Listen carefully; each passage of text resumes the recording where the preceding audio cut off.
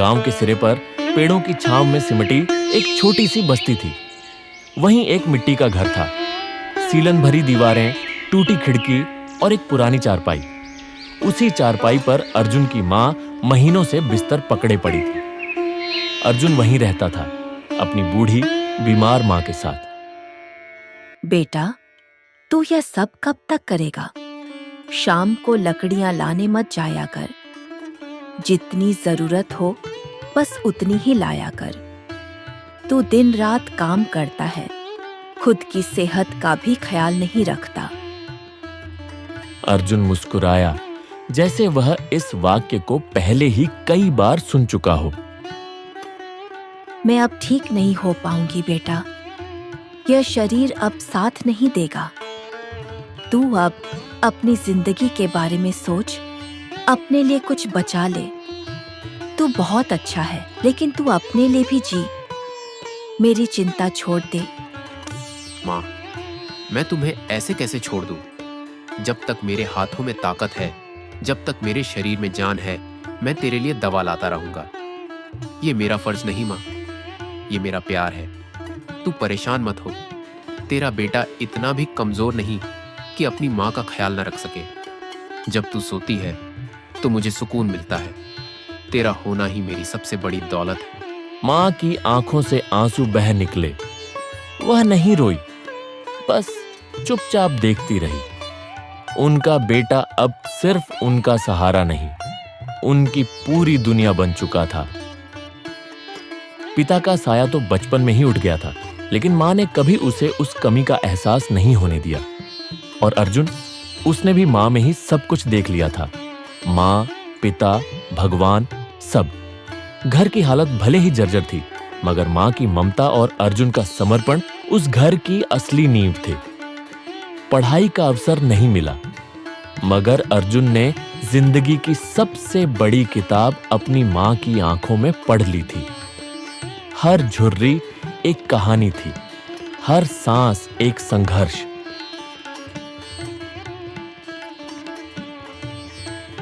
अगले दिन सुबह अर्जुन जल्दी उठता है। सबसे पहले वह अपनी मां के लिए खाना बनाता है, हल्की खिचड़ी जैसी उन्हें पसंद है।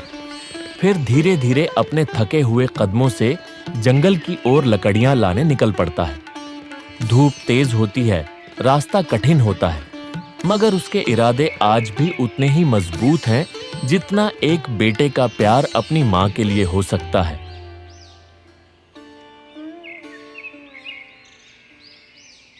शाम को अर्जुन थक कर लौटता है तो उसकी बुजुर्ग मां प्यार से कहती है,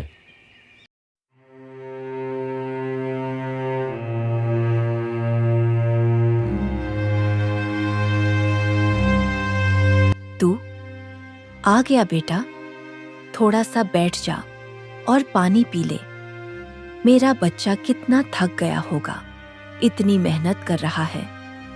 हे भगवान, मुझे ले क्यों नहीं जाता? क्यों नहीं मेरी तकलीफों का अंत कर देता? तू क्यों मेरे बेटे की जिंदगी बर्बाद कर रहा है?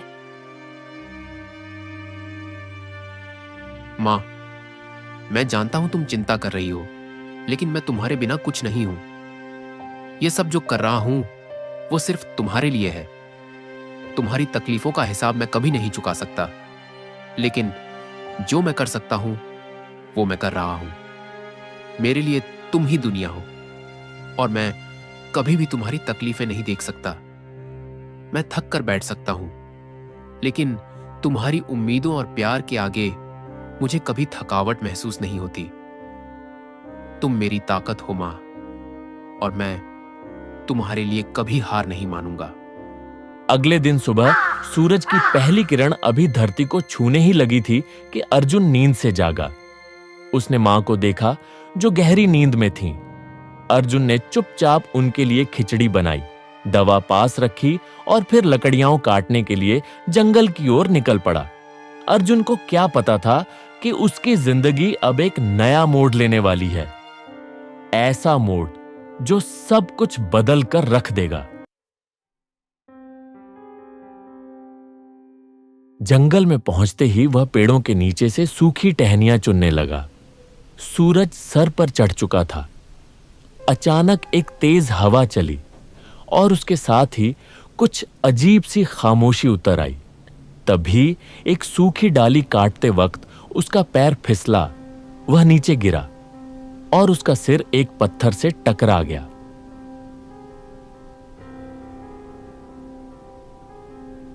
जब अर्जुन को होश आया तो उसने देखा कि एक औरत उसके सामने बैठी है और बड़े गौर से उसे देख रही है।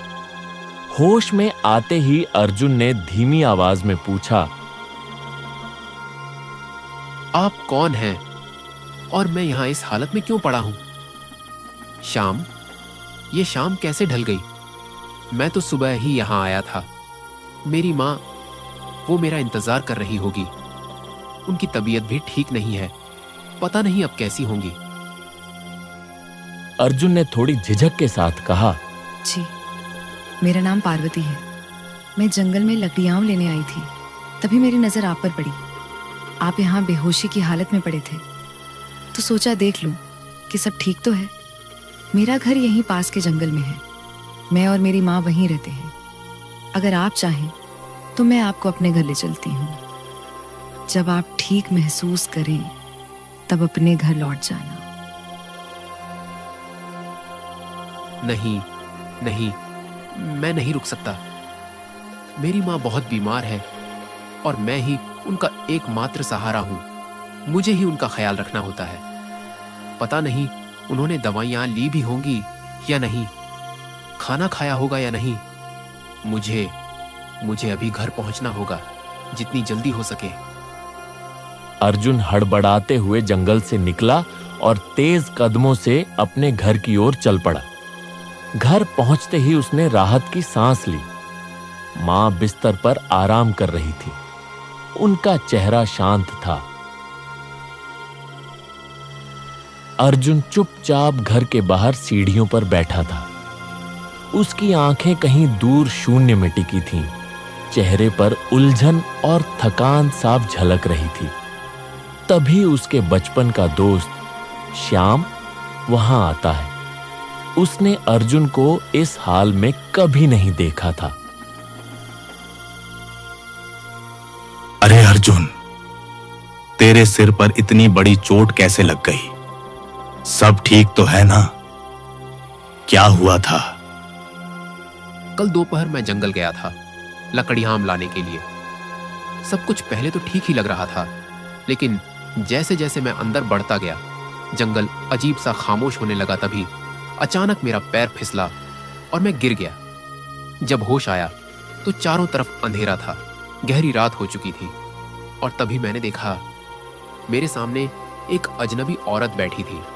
उसकी आंखों में अजीब सा सूनापन था। वो बोली, मैं यहीं जंगल में रहती हूँ, अपनी बूढ़ी माँ के साथ। उसकी आवाज में एक अजीब ठंडक थी, जैसे कोई राज छुपा हो। मैंने उसे पहले कभी गांव में नहीं देखा।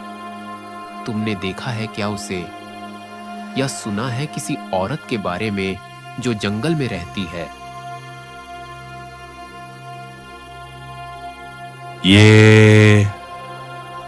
ये तुम क्या कह रहे हो? वहां तो बस एक बूढ़ी औरत रहती है, वो भी बिल्कुल अकेली। मुझे लगता है तुम्हें कोई बहुत बड़ी गलतफहमी हुई है। अर्जुन डरा हुआ था, पर उसके लहजे में यकीन था। मैं नहीं जानता वो कौन थी, पर उसकी आंखें झूठ नहीं कह सकती। वो कोई धोखा नहीं था। मैं जानता हूं, मैंने जो देखा वो हकीकत थी। उसकी आवाज कांप रही थी, लेकिन उसमें डर से ज्यादा उलझन थी, जैसे किसी अनदेखे सच से टकरा गया हो।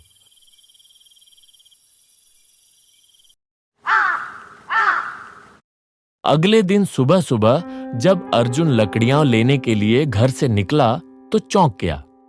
सामने पार्वती खड़ी थी। उसे देखकर अर्जुन हैरान रह गया, जैसे समय एक पल के लिए थम सा गया हो।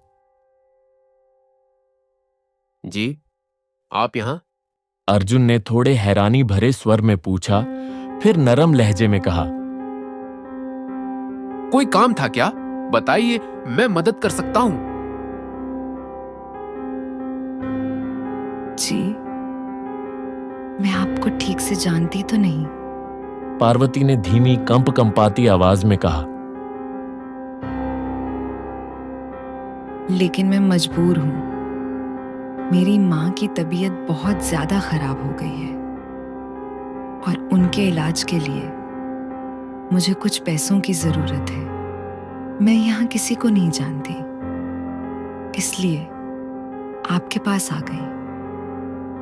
क्या आप मेरी मदद कर सकते हैं?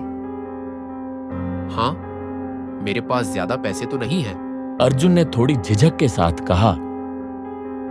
लेकिन जितने भी हैं मैं वो तुम्हें दे देता हूं। तुम अपनी माँ का इलाज जरूर करवा लेना, उन्हें कुछ नहीं होना चाहिए। पार्वती अर्जुन से पैसे लेकर जल्दी जल्दी अपने घर की ओर चल पड़ी। उधर अर्जुन वहीं खड़ा रह गया, खोया खोया सा। उसके मन में हलचल मच गई। मैंने तो अपने पास के सारे पैसे दे दिए, अब मां की दवाइयों के लिए, घर के खर्च के लिए पैसे कहां से लाऊंगा? उसकी आंखों में चिंता साफ झलक रही थी, लेकिन दिल को एक तसल्ली थी, किसी और की मां की जान शायद बच जाए। अर्जुन ने एक बार फिर पूरी जान से मेहनत करना शुरू कर दिया। दिन रात एक कर दी। बस एक ही सोच थी, मां की जरूरतों को पूरा करना है। कुछ दिन बाद एक सुबह दरवाजे पर दस्तक हुई। अर्जुन ने दरवाजा खोला तो सामने पार्वती खड़ी थी, हाथों में कुछ रुपए और आंखों में कृतज्ञता। शायद अर्जुन के दिए पैसे लौट आए थे। पार्वती जी, आप यहाँ? सब ठीक तो है? बताइए, कैसे आना हुआ? अर्जुन जी, मैं आपकी बहुत आभारी हूँ। आपने उस दिन मेरी जो मदद की, वो मैं कभी नहीं भूल सकती। उसने एक छोटा सा थैला अर्जुन की ओर बढ़ाया।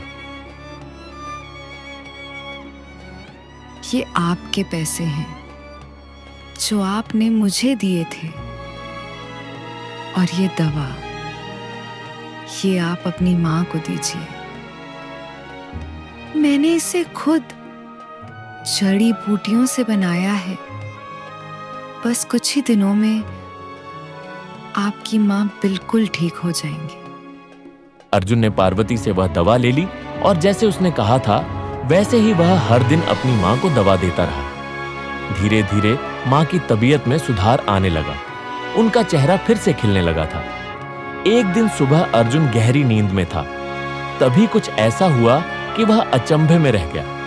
उसकी आंखें एकदम खुल गई, जैसे किसी अनजाने एहसास ने उसे जगा दिया हो। अर्जुन ने चौंक कर आंखें खोली और सामने का नजारा देखकर उसकी सांसें थम गईं। सामने उसकी मां खड़ी थी, मुस्कुराती हुई, बिल्कुल स्वस्थ, जैसे उन्हें कभी कुछ हुआ ही नहीं था। अर्जुन की आंखें भर आईं। वह कुछ पल तक न कुछ कह सका, न हिल सका। बस उन्हें देखता रह गया, जैसे कोई सपना सच हो गया हो। माँ, तुम ठीक हो गई। ये सब पार्वती की वजह से हुआ है। उसी ने मुझे वो दवा दी थी जिसकी वजह से तुम ठीक हो पाई। माँ, मैं अभी उसके पास जा रहा हूं। मुझे उसका शुक्रिया अदा करना है। मैं उसका बहुत शुक्रगुजार हूं। उसने ही मुझे हिम्मत दी जब मैं खुद टूट गया था। सच कहूं तो एक वक्त पर मैंने उम्मीद ही छोड़ दी थी, लेकिन अब जब तुम्हें ऐसे देख रहा हूं तो खुद पर भी यकीन नहीं हो रहा। मैं अभी आता हूं, बस अभी।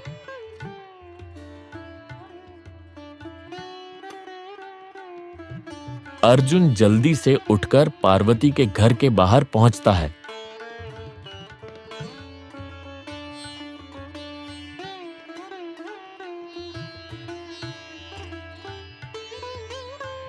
थोड़ी देर बाद अंदर से एक बूढ़ी औरत बाहर आती है।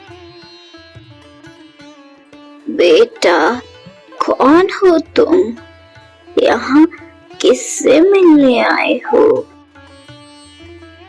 अम्मा जी, मैं आपकी बेटी पार्वती से मिलने आया था। उसने मेरी माँ के लिए दवा दी थी जिससे मेरी माँ ठीक हो गई। मैं उसका शुक्रिया अदा करने आया हूँ।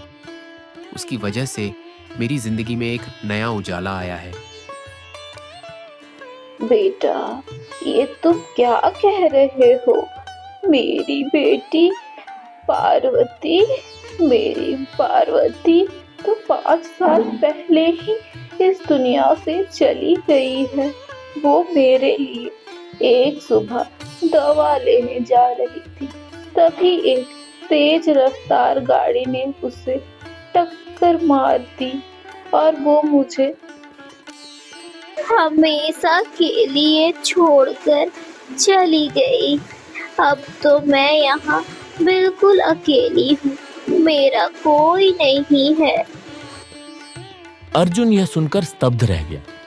अब उसे एहसास हो गया था कि शायद पार्वती उसकी मदद करने आई थी, क्योंकि वह भी एक माँ की अहमियत समझती थी।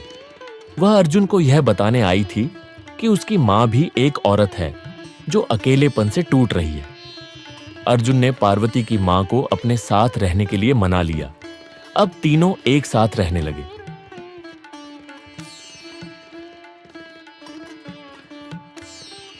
प्यार का सबसे सच्चा रूप वही होता है जिसमें कोई ठोकर खाकर भी मुस्कुराता है, टूटकर भी खुद को संभालता है और खुद के लिए नहीं, अपनों के लिए जीता है।